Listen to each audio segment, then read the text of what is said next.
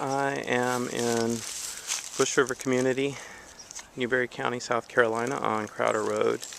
Crowder Road was named for my grandmother's family, the Crowders. This creek marked part of the boundary of their land, and it was a creek that we used to play in quite a bit as kids, and really even into adulthood. Used to love to go exploring.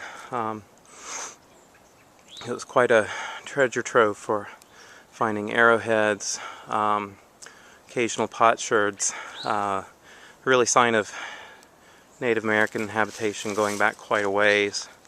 I have at least one spearhead that I think probably predates the Catawba tribe, which were the predominant tribe in this area when Europeans came, or I guess they were technically on the wane by then, but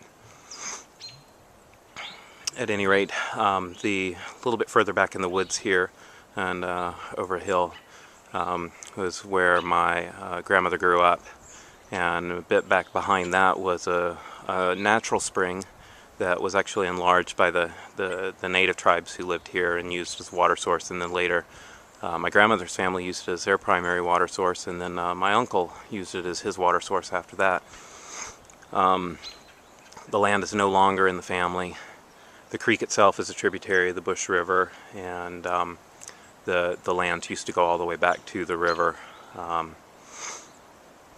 But many happy childhood afternoons spent here playing in the waters and looking for evidence of what was here before. I'm told that there are also a couple of mounds on the property as well. I'm not quite sure if the mound building cultures were here and predated, or if they were Catawba structures, or whether they were burial mounds or just refuse piles or what that had silted in. But I've never actually seen the mounds or been led to them. I only have heard from family history. So we'll walk around a little bit more and see a little bit more of the area here.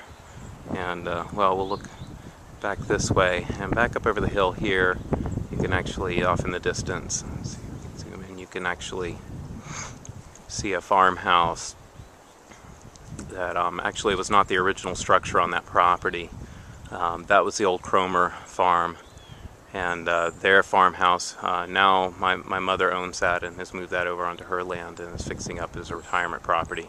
Needs quite a bit of work, but it was moved off the foundation. They built a new home right in amongst the oak trees where the original foundation was. So we'll move on a little bit and see what else we got.